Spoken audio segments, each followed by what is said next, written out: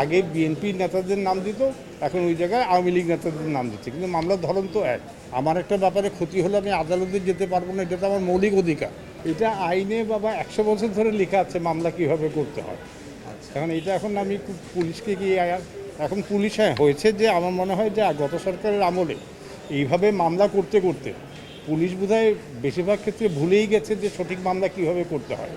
আগে বিএনপি নেতাদের নাম দিত, এখন ওই জায়গায় আওয়ামী লীগ নেতাদের নাম দিচ্ছে, কিন্তু মামলার ধরন তো এক। এবং ওই বিএনপি আমলে যে শত শত মামলা হয়েছে ওগুলি কি বিচার হয়েছে? তো যেই কারণে হয়নি এখন জাস্ট ওই পুলিশ বিএনপি নেতাদের জায়গায় এখন আওয়ামী লীগ নেতাদের নাম দিচ্ছে।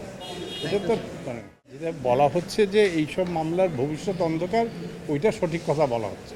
এইভাবে ফৌজদারি মামলা হয় না, এভাবে ফৌজদারি মামলা হয় না। এবং একটা মামলায় ধরেন 50 জন হুকুমদাতা আর 100, 200, 300 জন অজ্ঞাতনামা ব্যক্তি, এইসব মামলার তদন্ত আপনি চিন্তা করেন, একটা মামলায় যদি 300 আসামি থাকে, এর তদন্ত করতে পুলিশের কয় বছর লাগবে? অতএব এগুলি মামলা আর হুকুমদাতার মামলা, এগুলি মামলার ভবিষ্যৎ আমার চোখে সম্পূর্ণ অন্ধকার।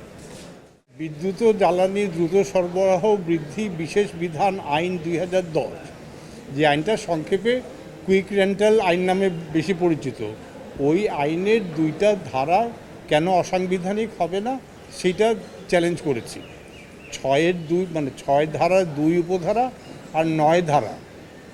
9 ধারাতে বলা আছে যে এই কুইক রেন্টাল মানে সরকার যেসব বিদ্যুৎ কেন্দ্রের সাথে যত চুক্তি করেছে বা চুক্তি সংক্রান্ত কোনো কার্যক্রম কোনো আদালতে চ্যালেঞ্জ করা যাবে না, কোনো আদালতে এই সংক্রান্ত কোনো মামলা করা যাবে না।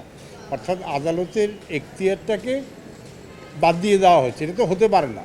আমার একটা ব্যাপারে ক্ষতি হলে আমি আদালতে যেতে পারবো না, এটা তো আমার মৌলিক অধিকার। অর্থাৎ ওই গ্রাউন্ডে 9 ধারা চ্যালেঞ্জ করা হয়েছে। আর 6-2 ধারায় এই বিদ্যুৎ ও জ্বালানি মন্ত্রীকে যে কোনো কোম্পানি বা যে কোনো ব্যক্তির সাথে চুক্তি করার মানে বিদ্যুৎ উৎপাদনের ব্যাপারে চুক্তি করার একক এখতিয়ার দেওয়া হয়েছে। কোনো ধরনের কোনো প্রক্রিয়া ছাড়া সরকারের যে কোনো ক্রয় তো একটা প্রক্রিয়ার মাধ্যমে হয়, টেন্ডার হতে হবে, মূল্যায়ন হতে হবে, তারপরে। কিন্তু এই 6-2 ধারায় মন্ত্রীকে সর্বোচ্চ একক ক্ষমতা দিয়েছে, সে যার সাথে ইচ্ছা যত টাকা ইচ্ছা বিদ্যুৎ কেন্দ্র স্থাপনের চুক্তি করবে। সেটা তো এই অসীম ক্ষমতা প্রজাতন্ত্রে কারো থাকতে পারে না। পত্রপত্রিকায় রিপোর্টে তো দেখা যাচ্ছে যে এই অসীম ক্ষমতা থেকে লাভবান হয়েছে গত সরকারের যারা দোসর ছিল।